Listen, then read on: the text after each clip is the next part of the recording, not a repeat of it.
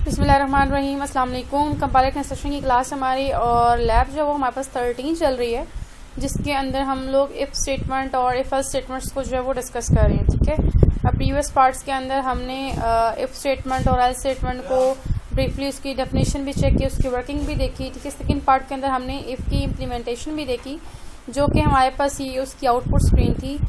If 10 equals to 10 और सी out वो कर दिया अगर यहाँ पे कंडीशन जो है वो ट्रू होती है। ठीक है, प्रीवियस दो पार्ट्स के अंदर हमने काफ़ी सारा डिस्कस किया है।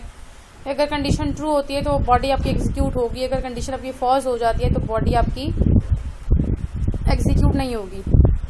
ठीक है, अच्छा यहाँ पे हमारे पास ये जो फर्स्ट स्क्रीन थी इसको तो हमने इम्प्लीमेंट अपने पास किया था, ये हमारे पास स्क्रीन थी। और अगर हम इसको रन कर रहे थे तो रन करने के बाद मुझे ये आउटपुट जो है वो शो भी कर रहा था। ठीक है, if 10 equals to 10 condition true, तो बॉडी में जो लिखा हुआ है वो यहाँ पे क्या हो जाएगा शो। तो हमारे पास यहाँ पे आउटपुट बॉक्स के अंदर मुझे आंसर नजर आ रहा है जो कि बॉडी की एग्जीक्यूशन है आपकी। ठीक है, अच्छा इसके अंदर अगर हमने चेंजेस, क्योंकि इस लैब के अंदर जो है वो इस पार्ट के अंदर सॉरी हम जो है क्या करेंगे इसके अंदर चेंजेस करने की कोशिश करेंगे, और हम लोगों ने इफ एल्स को भी डिस्कस करना है, एल्स पार्ट को भी, क्योंकि हमने प्रीवियस पार्ट के अंदर जस्ट इफ कंडीशन को देखा था।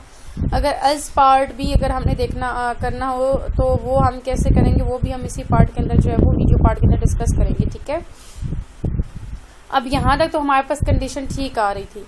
ठीक है, इसके अलावा हमारे पास मैंने आपसे कहा था कि अगर यूज़र इनपुट दे, आपने एक विंडो ऐसी बनानी है अपने पास, ये काम आपने खुद अब करना है।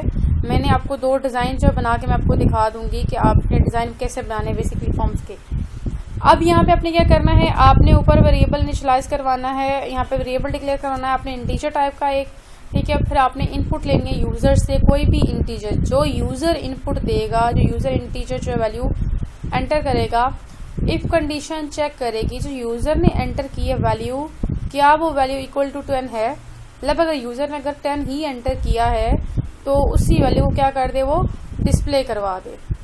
ठीक है, बात समझ आ रही है कि एक इंटीजर टाइप का एक वेरिएबल आपने डिक्लेयर करना है और उस जो वेरिएबल में आपने लेनी है इनपुट यूजर से। ठीक है, तो इनपुट यूजर से लेने के लिए क्या यूज करते हैं, सी इन यूज करते हैं। और हमने यहाँ पे वैलिडेट करना है, चेक करना है यहाँ पे कि जो यूज़र ने इनपुट की है वो आपकी इक्वल टू 10 है, या जो भी आप यहाँ पे कंडीशन देना चाह रहे हैं। अगर तो वो है तो फिर क्या कर दो, उसको आउटपुट करवा दो। ठीक है, उसी को वैल्यू को क्या कर दो, यहाँ पे आउटपुट बॉक्स के अंदर डिस्प्ले करवा दो। अब होगा क्या, जो फर्स्ट लाइन रीड होगी फिर सेकेंड लाइन पे जैसे ही आएगा सी इन, यहाँ पे जब ए की आ रही है तो जैसे ही वो सेकेंड लाइन को रीड करेगा, सेकेंड लाइन रीड करते ही वो एक और फॉर्म ओपन कर देगा जिसके ऊपर लिखा होगा एंटर वैल्यू फॉर ए और यहाँ पे 10। मैं इसका डिज़ाइन आपको दिखा देती हूँ। मेरे पास यहाँ पे ये बना हुआ है, एक फॉर्म 1 मैंने बनाया, एक मैंने फॉर्म 2 बनाया है। अब फॉर्म 2 कैसे बनाया, हमारे पास जो प्रोजेक्ट था उसी के ऊपर मैंने यहाँ पे राइट क्लिक करके यहाँ पे मैंने ऐड पे क्लिक किया और ऐड से हमारे पास यहाँ पे न्यू आइटम्स पे। ठीक है, प्रोग्राम रन हुआ हुआ है अभी। ओके जी, यहाँ से हमने ये राइट क्लिक किया है और यहाँ से ऐड और न्यू आइटम, और न्यू आइटम पे जाके आपने ऐड कर देना है web form, Windows form sorry. ठीक है, विंडो फॉर्म जो है वो यहाँ से आपने क्लिक करना है, यहाँ पे ऐड पे क्लिक करेंगे तो आपका फॉर्म एक ऐड हो जाएगा इस तरह का। और इसके ऊपर मैंने एक लेबल लगाया है, लेबल के अंदर मैंने जो उसको टेक्स्ट दिया है वो एंटर वैल्यू, एक टेक्स्ट बॉक्स है और एक हमारे पास क्या है ओके बटन। ठीक है, ये फॉर्म 1 का डिजाइन है हमारे पास और ये फॉर्म 2 का है। दो फॉर्म्स यहाँ पे बन चुके हैं। अब होना क्या चाहिए, अब सी इन जो हमारे पास यहाँ पे जो हमारे पास फॉर्म 1 का जो डिजाइन है, यहाँ पे जैसे ही सी इन की स्टेटमेंट आती है तो साथ ही हमारे पास ये फॉर्म अकर हो जाना चाहिए। इट्स मीन के सी इन के बैकएंड पे वर्किंग होनी चाहिए कि सी इन की स्टेटमेंट जब आपके पास आए, जब आपका कंपाइलर रीड करे सी इन की स्टेटमेंट तो उस पे आपका ये फॉर्म अकर हो और यहाँ पे जो भी यूजर वैल्यू देगा ओके बटन पे क्लिक करने पे अगेन वो वापस इस फॉर्म पे आ जाना चाहिए। ठीक है, ये काम आपको लैब 7 के अंदर जो है वो डिटेल में करवाया गया है। सी इन जो है वो उसको कैसे हैंडल करते हैं, यूजर की जो इनपुट होती है वो कैसे हैंडल की जाती है।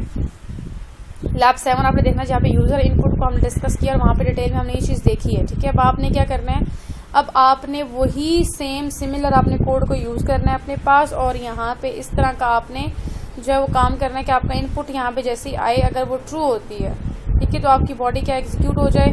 जैसे यहाँ पे हमारे पास है जो यूज़र ने एंटर किया था वो 10 एंटर किया था, ऑब्वियसली 10 इक्वल्स टू 10 है, तो यहाँ पे ए की वैल्यू जो यूज़र ने एंटर की थी वो यहाँ पे क्या हो गई है, डिस्प्ले हो चुकी है। ठीक है, यहाँ तक हमारे पास इफ का काम जो है वो कंप्लीट हो चुके। इसके बाद हमारे पास आ जाता है एल्स पार्ट। एल्स पार्ट हमने डिस्कस किया था कि एल्स पार्ट आपका कब एग्जीक्यूट होता है, जब आपकी इफ की कंडीशन जो है वो ट्रू नहीं होती, जब आपकी इफ की कंडीशन फॉल्स हो जाती है, जो आपका बुलियन एक्सप्रेशन है वो फॉल्स होता है, तो आपके एल्स के अंदर जो भी लिखा होता है वो आपका क्या हो जाता है, आपका प्रिंट हो जाता है। ठीक है, अब जैसे मैं यहाँ पे अगर देखूँ, अब हमारे पास एक विंडो है और एक हमारे पास आउटपुट जो स्क्रीन मैंने बनाई है यहाँ पे, वो क्या है, हमारे पास एक वेरिएबल हमने यहाँ पे क्या डिक्लेयर किया, इंटीजर टाइप का, और हमने यहाँ पे ले ली इनपुट यूजर से।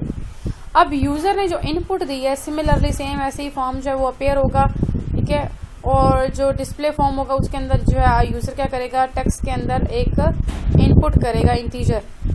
अब जो यूजर ने एंटर की है वैल्यू वो लेट्स सपोज उसने कर दी है 1, और यहाँ पे चेक हो रहा है कि इफ 1 इक्वल है 1 के, यस कंडीशन तो हो गई ट्रू, और उसकी बॉडी में आके उसने यहाँ पे क्या कर दिया, पाकिस्तान डिस्प्ले करवा दिया। तो इट्स मीन कि उस केस में एल्स पार्ट नहीं चलेगा। अगर आपकी इफ की कंडीशन ट्रू होती है तो एल्स पार्ट आपका एग्जीक्यूट नहीं होता। अगर आपकी यहाँ पे यूजर लेट्स सपोज जब इनपुट ले रहा था, तो यूजर ने जब इनपुट दी वो लेट्स सपोज अदर देन 1 जो है उसने कोई इनपुट इंटीजर कर दिया, कोई भी जो वैल्यू उसने लेट्स सपोज 5 कर दी, 4 कर दी, अब वो वैल्यू इक्वल्स टू 1 नहीं है, मतलब अदर देन 1 उसने कोई इंटीजर जो है वो वहाँ पे क्या किया, इनपुट दी है, तो वो इक्वल टू 1 नहीं है। तो इट्स मीन के फर्स्ट कंडीशन क्या हो गई, फॉल्स हो गई। तो एल्स के अंदर क्या है, हमारे पास यहाँ पे लिखा हुआ है चाइना, तो हमारे पास जहाँ पे अगर इफ ये कंडीशन फॉल्स हो जाएगी वहाँ पे एल्स पार्ट जो है वो यहाँ पे कंडीशन नहीं होती है एल्स की, वो आपका ऑटोमेटिक जो है वो चलता है। जैसे हमारे पास यहाँ पे था, हमारे पास यहाँ पे ए इक्वल्स टू क्या था 1, और ए की इनपुट की थी, इनपुट उसने क्या किया, यूजर ने 0। अब 0 इक्वल टू 1 है नहीं, इट्स मीन के इफ की बॉडी नहीं चलेगी। एल्स की बॉडी में क्या आ जाएगा, इसकी बॉडी में लिखा हुआ है चाइना, तो ओके पे क्लिक करने पे आपको यहाँ पे चाइना शो होगा, और यहाँ पे एल्स की बॉडी खत्म होने के बाद लास्ट में जो स्टेटमेंट लिखी हुई है, ठीक है फैजान, वो यहाँ पे आपको जो है वो शो हो जाएगा। ठीक हो गया, मतलब एल्स का पार्ट आपका तब आपका चलेगा जब आपकी स्क्रीन जो है, सॉरी इफ की कंडीशन जो है वो आपकी ट्रू नहीं होगी। ठीक है, तो ये भी आपने सिमिलर अपने पास काम करना है। पहले इसके कोड को देख लेते हैं, वापस जो अपना टास्क देखते हैं। हमारे पास यहाँ पे कंपाइलर क्लिक बटन के ऊपर जो हमारे पास कोड लिखा हुआ है। ठीक है, यहाँ पे हमने इफ की बॉडी जो है वो डिस्कस कर ली थी, अब हमने डिस्कस करना है एल्स पार्ट को। हमारे पास ये इफ का जो मेथड था हमारे पास, हमने यहाँ पे चेक किया था, मैं इसको थोड़ा सा रिपीट कर देती हूँ कि 2 वेरिएबल हमने इनिशियलाइज किए थे यहाँ पे स्ट्रिंग टाइप के, और यहाँ पे हमने देखा था, इसको मैं थोड़ा सा अब थोड़ा जल्दी रिवाइज करूंगी क्योंकि लास्ट में हम डिटेल में इसको रिवाइज कर चुके हैं। ठीक है, तो मैंने यहाँ पे आपको लास्ट टाइम भी बताया था कि यहाँ पे लाइंस के अंदर आपके पास क्या आ रहा है, जो भी आपकी जिस लाइन पे आपका जो है वो इफ का कीवर्ड अकर हुआ है वो लाइन रीड करने के बाद, जैसे हमारे पास यहाँ पे है तो फर्स्ट लाइन में क्या आ चुका है, इफ आ रहा है। ठीक है, तो इफ को रीड किया, इफ अब उसके आगे क्या आ रहा है, स्मॉल ब्रैकेट स्टार्ट आ रही है आपकी। ठीक है, तो यहाँ पे सिंपली उसने क्या किया है, अब डॉट ट्रिम उसने ऊपर किया। ट्रिम का मैंने आपको पहले भी बताया था कि आप एक्स्ट्रा स्पेसेस को रिमूव करते हैं यहाँ पे।